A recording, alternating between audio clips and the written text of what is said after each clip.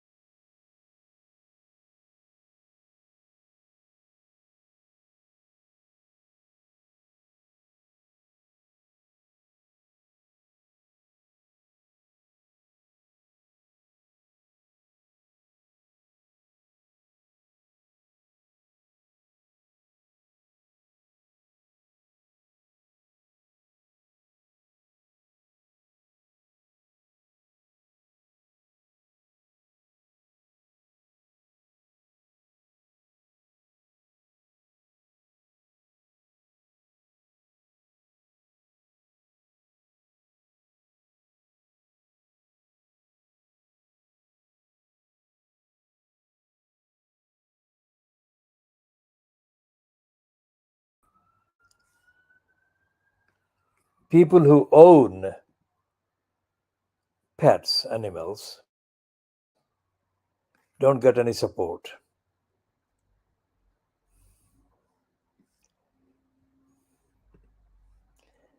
And this is so significant that the vet's bills are many times the amount of money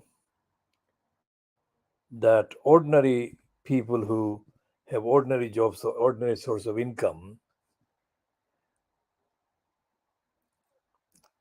actually get in return for their job or their business. So the cost of looking after, let's say, a cat or a dog, two of the most widely kind of available pets in the homes in the United Kingdom. The bills for taking the particular animal that is sick to the vets runs to thousands of pounds. Absolutely thousands of pounds. And there is no regulation, there is no help, and the people who are in low income are not treated as being sensitive, caring, loving individuals devoted to their sick animals. So, people who own animals that for any reason are in need of help have to give up. And the vets are allowed to murder animals that are like children for these people. And the murder is not treated as murder. But that is what goes on.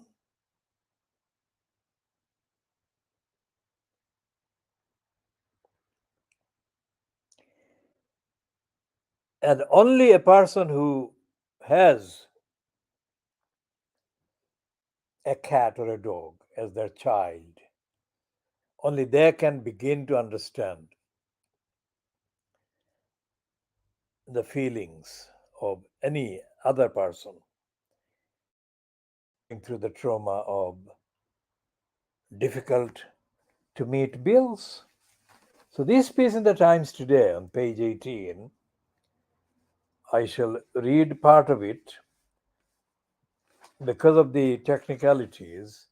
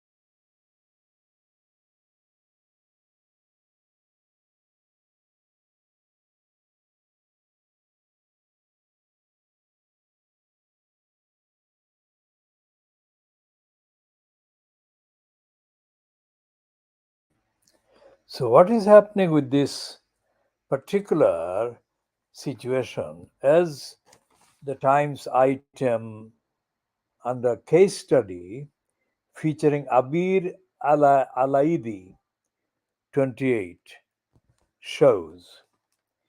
Abir says, as a first time pet owner, I was worried and felt responsible for the well being of my kitten. However, they are experienced vets and should be able to tell when something is serious enough to call for an x ray. I feel I was emotionally manipulated to agree to any suggestions they offered. The veterinary tourism packages to Turkey are taking off as treatment costs soar in Britain, writes Andrew Elson. That's on page 18 of the Times today, Saturday, the 17th of June. So, given that we have been having problems with the internet connection, I am saying that this particular broadcast, this edition, may get disconnected again. But we shall continue whenever next we get secure and active connection without interruptions. So until any break happens, let's see. This piece is about growing numbers of Britons are taking their pets overseas for treatment to avoid crippling vet bills in the United Kingdom. The Times has found sterilizing a dog now costs up to £860 as private equity groups consolidate their grip on Britain's veterinary industry. Analysis shows that some procedures are up to 3 times more expensive in Britain than France, meaning owners can save thousands of pounds by traveling abroad. The Times found one clinic in London charging nearly £70 for a consultation, while another in Berkshire was charging £856 50 pence for keyhole sterilization of a large dog. A standard consultation costs an average of £55 in the UK compared with £30 in France. And dog owners in the UK have to pay an average of £400 to sterilize a bitch, a procedure that costs 250 on the continent. Even putting down a pet is more than twice as expensive in Britain at an average of £124. Complex operations are also significantly more expensive here. Insurers say that the hip dysplasia in a dog in Britain costs an average of £5,000 to treat compared with 1,200 in France. Now, this item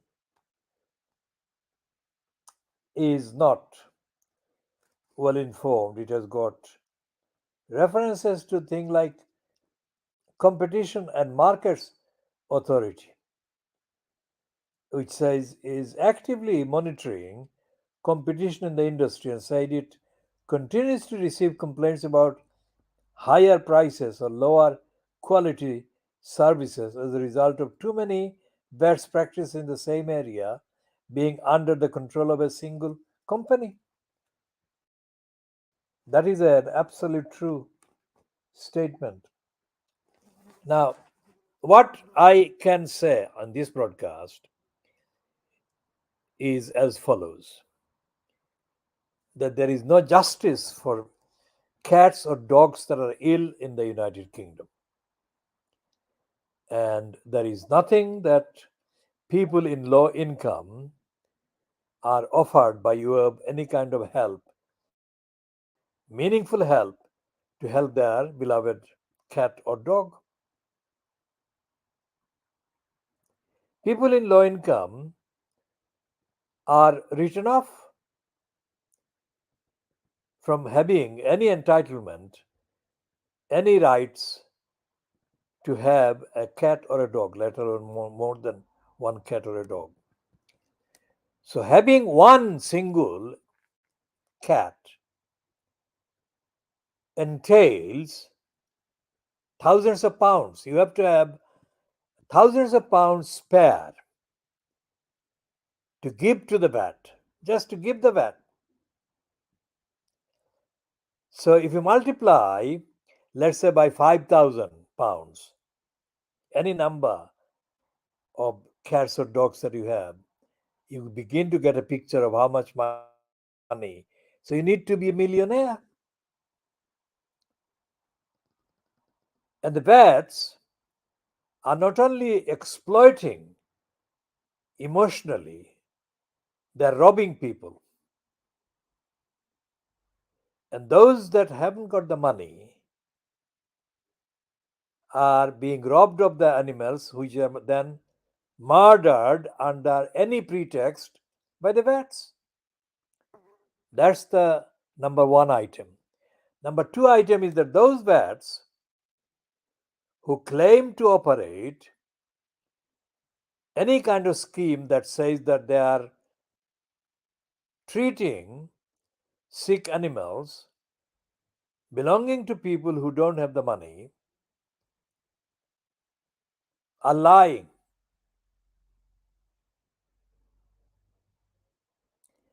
And the details of the case that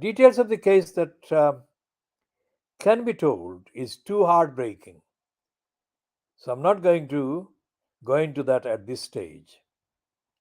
Suffice to say that a series of essay length broadcasts will be broadcast and published by the Khoodeelaar campaign.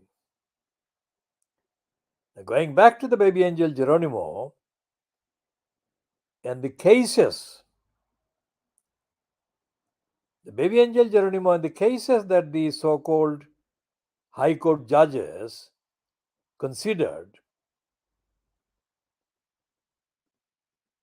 show a light on the actual depravity, criminality, and mass murder policy that is being operated in India.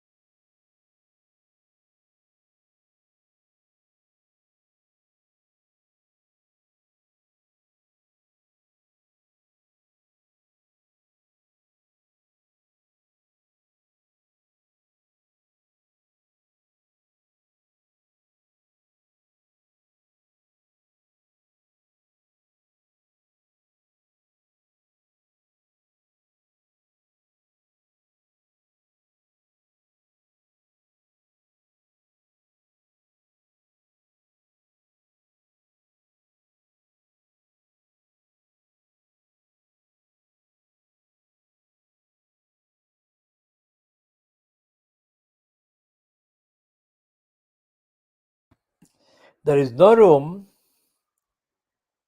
there is no room in the media that actually recognizes people and their pets as part of the equation. And why? Because in the United Kingdom, the ruling party that has been in power for the last effectively 14 years, the Conservatives, actually support open massacres and torture of foxes.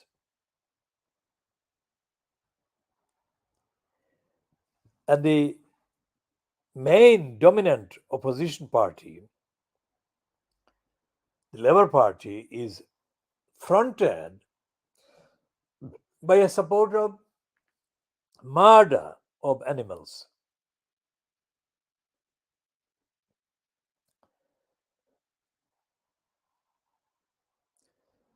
So in Britain, there is no safety for animals. It follows, therefore, there is no law that actually protects animals.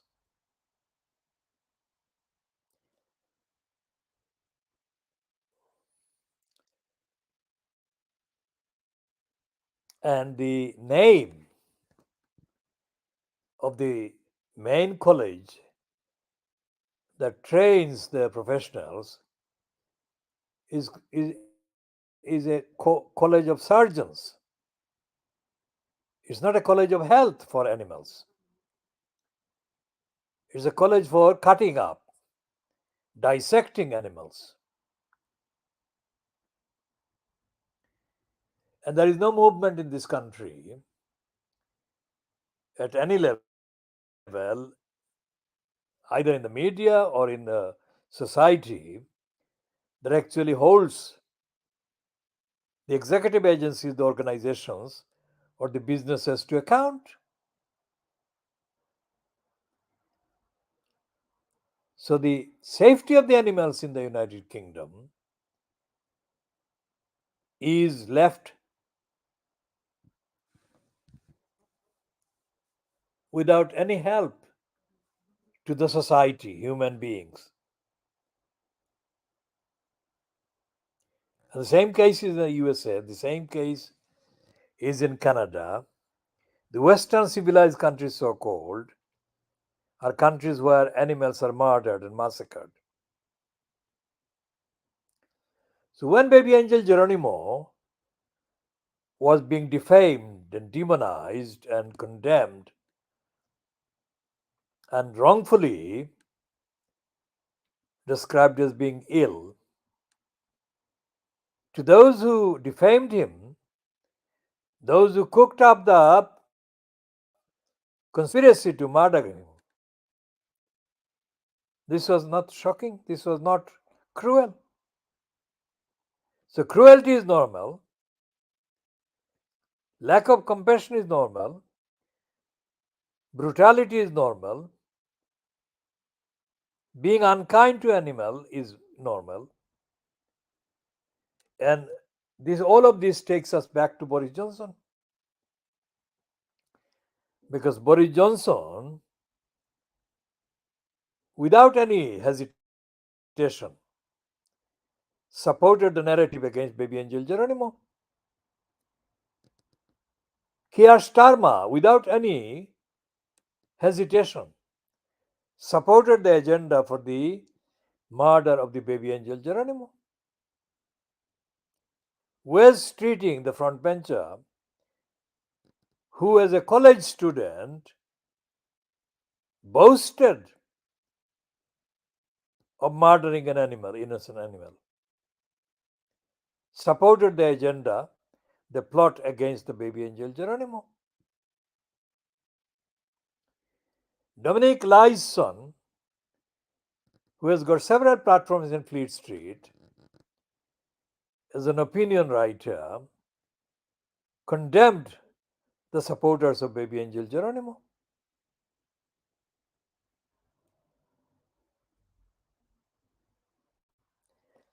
The midget Ian Pissoff, who is the editor of the Private Eye magazine, which claims to be running an objective critical section criticizing the various wrongdoings by the Fleet Street mainstream media, ridiculed the campaigners for the protection of baby angel Geronimo.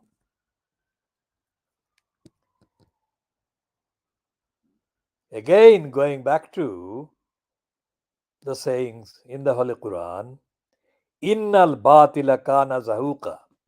These are darkness, these are false individuals, false things. This is a false culture.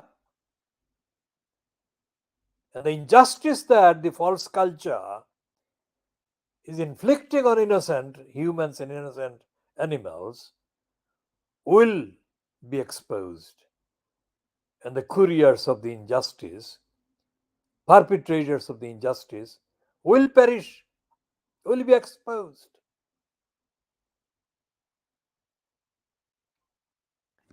So, this story about the woman based in Leeds, 28-year-old Abir Alaidi, and her kitten Charcoal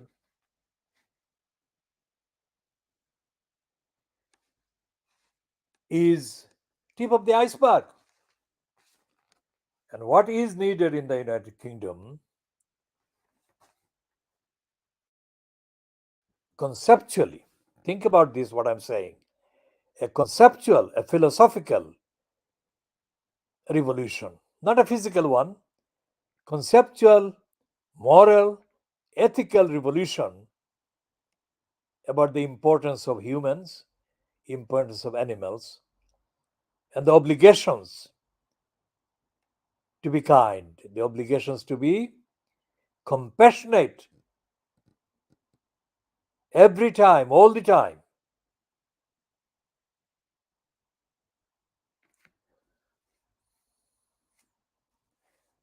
Now, with the circus very much in full swing of Boris Johnson's next, it is impossible to find any room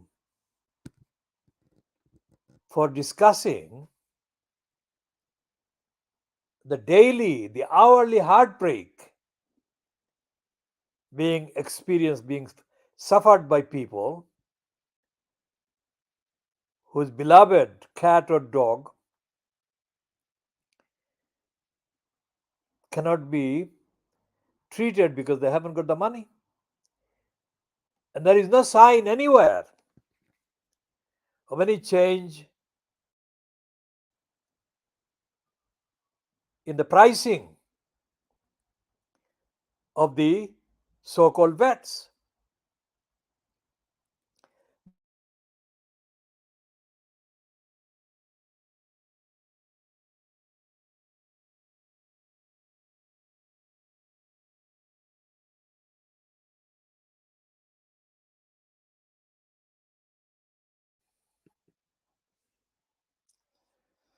So, what we have to do in this country, in the United Kingdom,